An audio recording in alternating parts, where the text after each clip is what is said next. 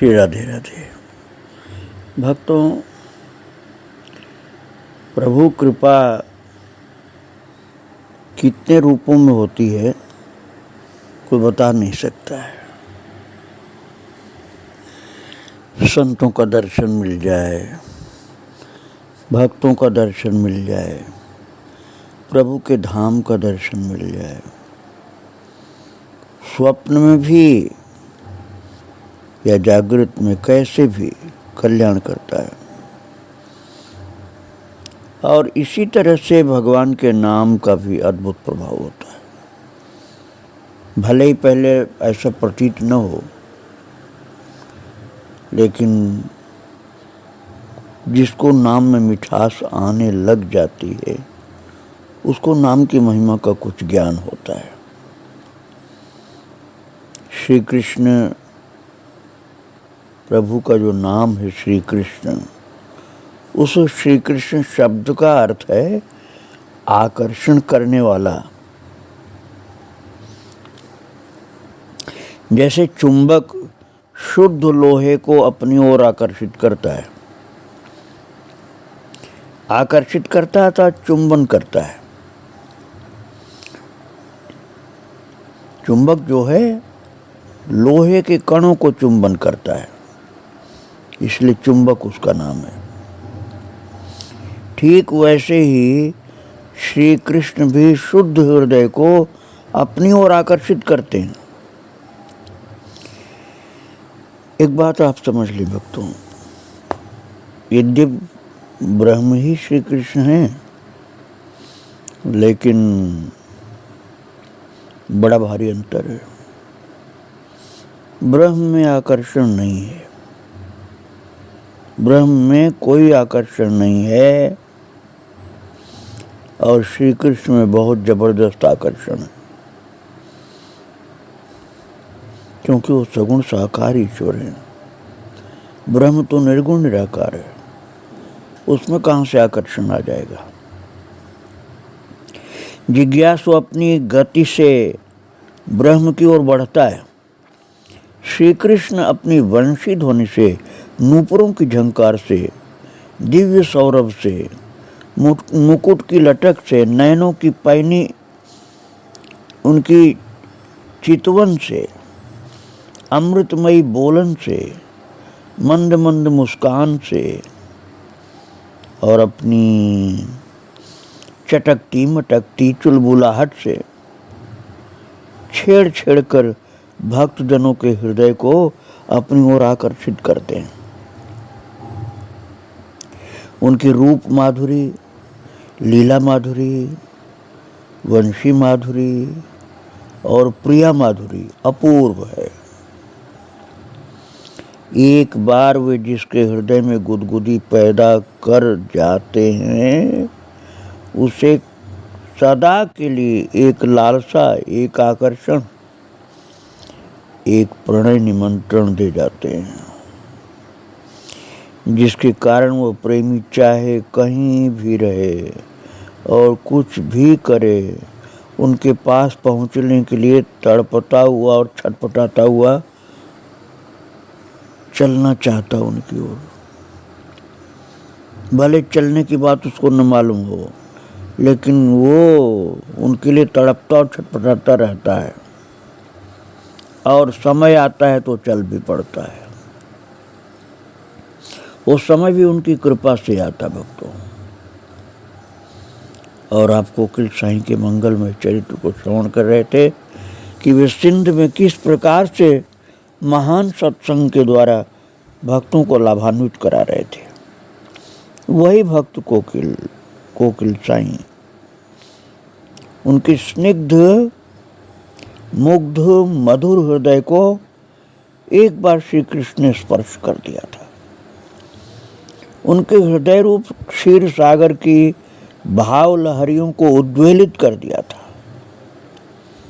उनके हृदय की उर्वरा भूमि में जैसे कृष्ण किसान ने राह चलते मानो अनजान में ही प्रेम का बीज डाल दिया था। वो बीजारोपण जो प्रेम का किया था, कृष्ण स्वरूपी किसान ने कोकिल साईं के हृदय उर्वरा भूमि में वो धीरे धीरे अंकुरित, पल्लवित और पुष्पित होकर फलित होने पर आया। श्री स्वामी जी सिंध से श्रीनाथ द्वारा आए, उदयपुर के पास नाथ द्वारा, जहाँ भगवान श्रीनाथ जी मंदिर में विराजमान है। वे जहाँ भी जाते कोकिल साईं चाहे जिस देवता का दर्शन करते यही प्रार्थना करते और सेवकों से भी कहते कि प्रेम भूमि ब्रज भूमि में श्री राधा माधव के पाद पद्मों की छत्र छाया में उन्हीं के लाड़ प्यार के सहारे जीवन व्यतीत करूं। भैया नाथ द्वारा में विराजमान श्रीनाथ भी तो ब्रजवासी ही है। पहले ये गोवर्धन में ही तो रहते थे, तो ब्रजवासी हैं। और इनके पास पहुंच गए कोकिल साईं। नाथ द्वारा में विराजमान हुए। नाथ जी महाराज, जो श्रीनाथ जी महाराज हैं, घोड़े पर चढ़कर उसी मार्ग से वृंदावन की यात्रा करते हैं। नाथ द्वारा से वृंदावन धाम घोड़े से आते हैं। नाथ भगवान श्रीनाथ जी की कथा मैं आपको सुना चुका हूँ। जब आप निकालेंगे भक्ति आश्रम चैनल पर तो मिल जाएगी। और भक्तों, मिथिले बाबल साईं अपने कर कमलों से उस मार्ग के गड्ढे पाट रहे थे और रास्ते को सम तथा सुकोमल बना रहे थे, जो रास्ता श्रीनाथ द्वारा से वृंदावन के लिए आता है। सेवा भावना तो अद्भुत थी ना, इसलिए सेवा कर रहे थे कि भगवान श्रीनाथ जी वृंदावन जाएंगे, उनका रास्ता बहुत बढ़िया होना चाहिए। इसी भावना से वो रास्ता ठीक कर रहे थे।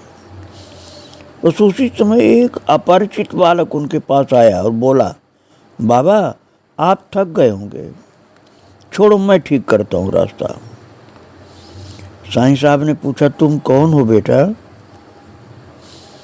तो बालक ने कहा, मैं पास के गांव का ग्वाला हूँ। स्वामी जी बोले, बेटा अभी तुम नन्हे से हो, ये काम तुम्हारे करने योग्य नहीं है। इतना कह करके स्वामी जी काम में लग गए। क्षण भर बाद आंख उठाकर देखा तो महाराज बालक का वहां कोई अता पता नहीं था। कहाँ गया बालक कुछ मालूम नहीं। अब स्वामी जी को आश्चर्य हुआ और रात को स्वप्न में श्रीनाथ जी ने कहा, वो ग्वाला मैं ही था, आपका परिश्रम मुझसे देखा नहीं गया, आपको चिरकालीन आशा, आकांक्षा, लालसा जो आपकी है वो पूर्ण हो जाएगी, जिसके लिए आप अत्यंत उत्कंठित रहते हैं और सबसे प्रार्थना करते हैं, आप सर्वदा के लिए ब्रजभूमि में निवास करोगे। और महाराज इस घटना के बाद श्री स्वामी जी के हृदय में ब्रजभूमि में निवास करने की उत्कंठा और तीव्र हो गई। जब वे भजन में बैठते तब उन्हें ऐसा अनुभव होता कि बरसाना के सुंदर मंदिर से श्री वृंदावनेश्वरी मैया मुझे पुकार रही है। जैसे नन्हा सा शिशु अपनी स्नेहमयी माँ का मुख देखे बिना दूर से आवाज पहचान कर गोद में पहुंचने के लिए व्याकुल हो जाता है, वैसे ही स्वामी जी वो पुकार सुनकर विह्वल हो उठते थे। उन्हें लगता था कि मेरी मैया पुकार रही है राधा रानी, और मुझे तुरंत ही वहां चलना चाहिए। और मन ही मन गुनगुनाने लगते थे, इस गुंबज में श्री राधा जो वाक रही है, पर्दे में बैठ वो मुझे झांक रही है। बड़े भाव से गाते थे कोकिल साईं। इस गुंबज में श्री राधा जो वाक रहे हैं, पर्दे में बैठ वो मुझे झांक रहे हैं। अहो ये दूरी का पर्दा दूर हो जाए, मैं शीघ्र अपनी प्यारी मैया से जा मिलूं, जी भर उनका दर्शन करूंगी। महाराज एक बालिका का भाव रहता था कोकिल साईं का। स्वामी अम्बा मुझे पल पल बुला रही हैं, ऐसा उनको अनुभव होता था। और उनको यह अनुभव होता था कि मैं यहाँ बैठकर सुनती रहूं, अरे ये ठीक नहीं, मुझे तो उनके पास जाना चाहिए। अब तो यही अभिलाषा होती है कि श्री राधा अम्बा के कुसुम के समान कोमल चरणों की पनही बनकर वो अपनी गोद में बैठा लूं, गोपियों के घरों में घूमती फिरूं, गोपियों के हृदय में जो युगल के मधुर विहार होते हैं वो देखती रहूं, ब्रजभूमि की उस मधुर मधुर हरियाली में झूमती फिरूं जिसमें युगल सरकार प्रेम विहार करते हैं। इस प्रकार स्वामी जी प्रेम भूमि ब्रजभूमि की सलोनी स्मृति में डूबे रहते और सत्संग में ब्रज की हरियाली, आनंद और महिमा का ऐसा अनुपम वर्णन करते कि सबकी आंखों के सामने वही झांकी झलकने लगती है। सबके मन में यही उमंग तरंगायित होने लगती कि पंख होते तो हम अभी उड़ करके श्री वृंदावन धाम पहुंच जाते। वैसे तो श्री कोकिल जी प्रतिवर्ष 3-4 महीने ब्रज में रहते थे, परंतु भागवत कृपा से सर्वदा ब्रज में रहने का समय आ गया था। स्थायी निवास करने का समय आ गया था। और श्री स्वामी जी जिन दिनों कराची में निवास कर रहे थे, उन्हीं दिनों रात्रि के समय स्वप्न में श्री गुरु नानक साहब एक वृद्ध महापुरुष के रूप में प्रकट हुए और बोले, आप सिंध छोड़कर ब्रजभूमि में सदा के लिए निवास कीजिए। महाराज गुरु साहब की आज्ञा सुनकर श्री स्वामी जी बहुत प्रसन्न हुए और संवत 1996 के पुरुषोत्तम मास में थोड़े से सत्संगियों के साथ सदा के लिए ब्रजभूमि में आ गए। अब 79 चल रहा है ना, 2079 संवत, तो मतलब ये 84 साल पहले की बात है ये। और लोगों की भीड़ भाड़ और मान प्रतिष्ठा से अत्यंत दूर ब्रज युवराज की प्रेममयी एकांत राजधानी श्री वृंदावन का दर्शन और निवास प्राप्त करके महाराज श्री स्वामी जी दिव्य प्रेम, मधुर लीला और अलौकिक आनंद का अनुभव करने लगे। मैंने बतलाया कि महाराज जी तो पहले से भी आते थे, 3-4 महीने रहते भी थे वृंदावन में, लेकिन अब वो पक्का स्थायी निवास करने के लिए अब जाना नहीं वृंदावन से बाहर। ऐसी तीव्र भावना निष्ठा के साथ अब वृंदावन में आ गए थे और प्रेमोन्मत्त होकर वृंदावन की हरी भरी लहलही ललित लताओं के कुंजों में विचरने लगे।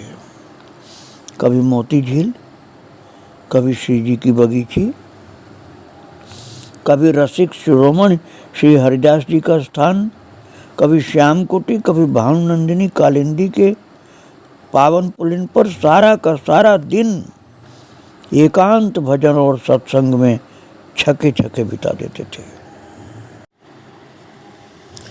श्री स्वामी जी अब अपने परिकर के साथ वन उपवन में विचरण करने के लिए जाते तो पहले सब लोग एकांत झाड़ियों में अलग अलग नित्य नई नई लीलाओं का अनुभव करते और भाव में तन्मय हो जाते।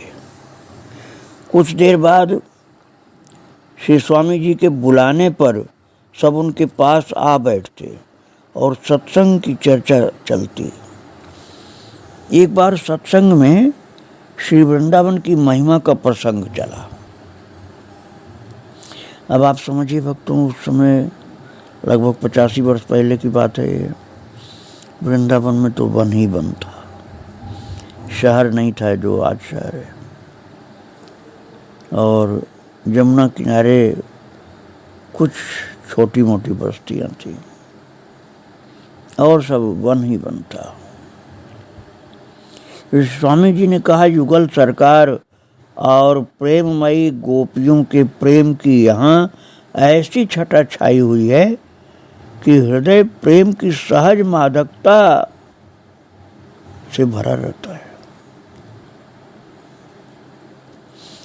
एक भक्त ने अपना अनुभव सुनाया, प्यारे साईं, एक दिन एकांत में बैठकर मैं सोचने लगा, सब कहते हैं कि ब्रजभूमि प्रेममयी है, सो कैसे?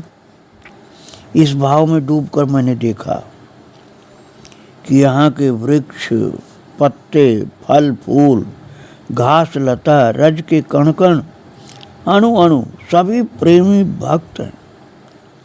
ये देखकर मुझे बड़ा आश्चर्य हुआ और सोचने लगा, अब इस भूमि पर पांव कैसे रखूं?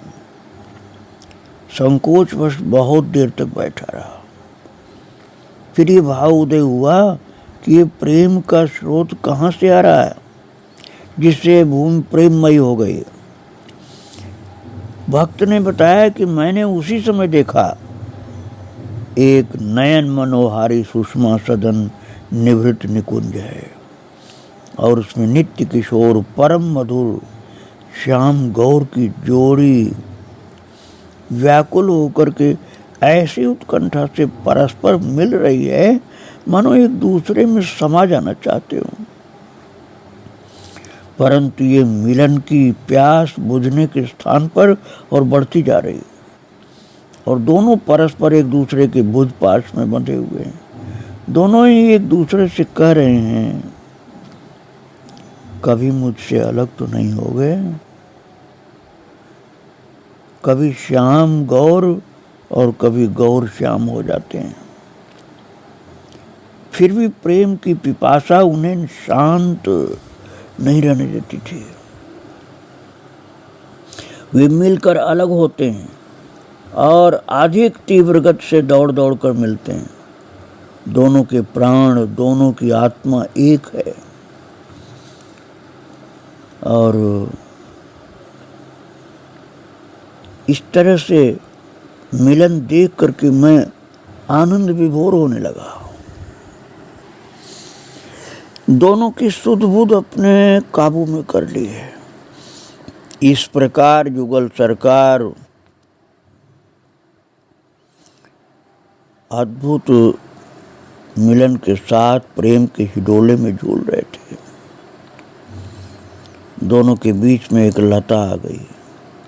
उनको ऐसा प्रेम वैचित्र, प्रेम की गाढ़ता के संयोग में वियोग की भ्रांति का उदय हुआ कि दोनों ये समझने लगे कि हम एक दूसरे से बहुत दूर हो गए और हा प्यारी, हा प्यारे, हा प्यारे, हा प्यारी ऐसा प्रलाप करने लगे, एक दूसरे को पुकारने लगे।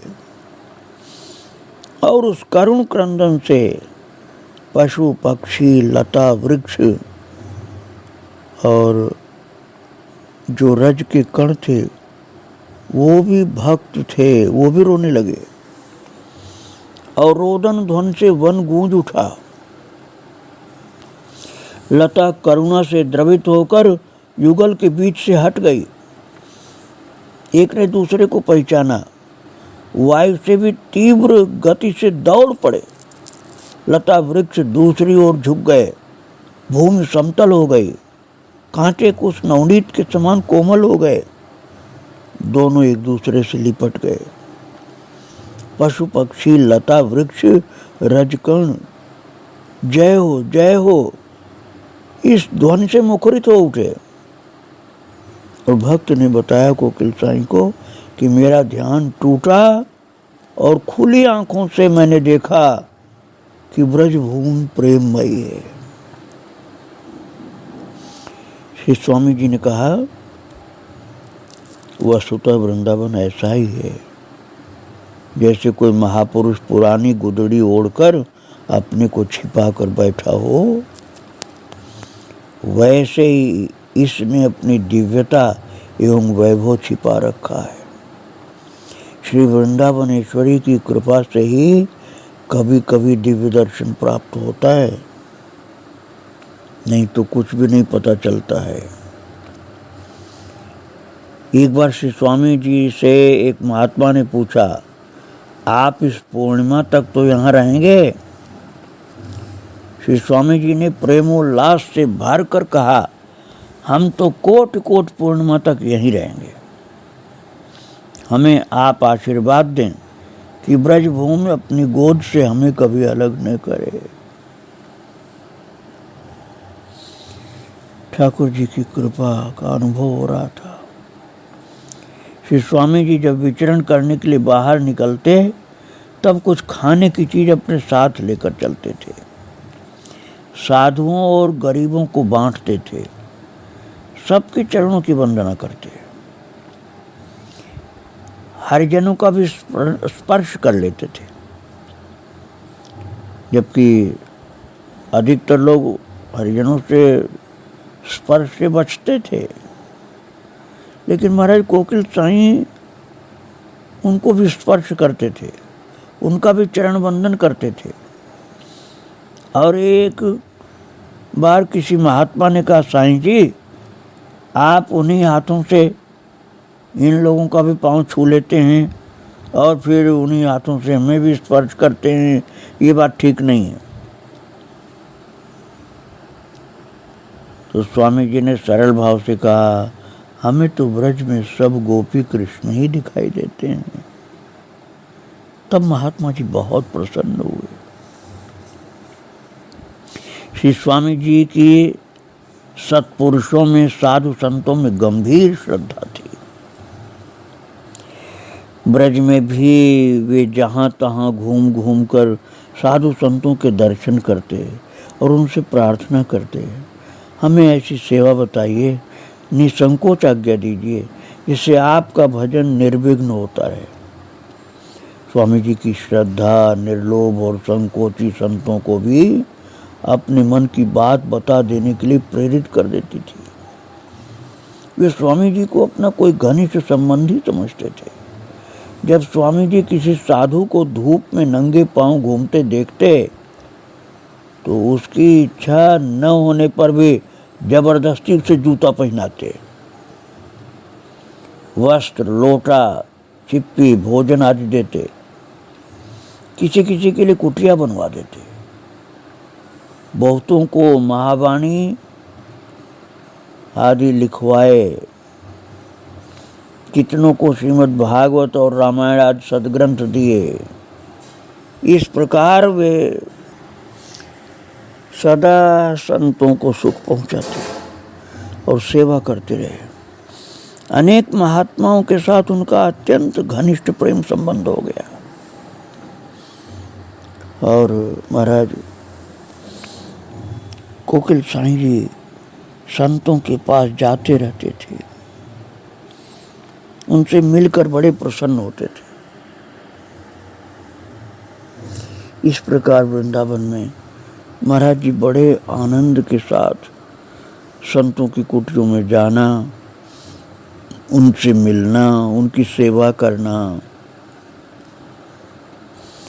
कोई गरीब मिल जाए तो उसकी सेवा करना, साधु संतों की सेवा करना और श्री राधा कृष्ण के भजन ध्यान सुमिरन में लग गए। और भक्तों, अब कोकिल साईं का जीवन पूर्ण रूप से श्री वृंदावन वास का जीवन हो गया। पहले तो थोड़े दिन के लिए आते थे वृंदावन, और अब वृंदावन में स्थायी निवास हो गया उनका। फिर वृंदावन में कहाँ कहाँ वो जाते थे, किसके पास मिलते थे और कैसे कैसे महाराज जी संतों से वार्ता करते, सेवा करते, मैं आपको आगे फिर सुनाऊंगा। आज महाराज जी के चरणों में प्रणाम करके यहीं विराम दे रहा हूँ। श्री राधे राधे, जय श्री राधे।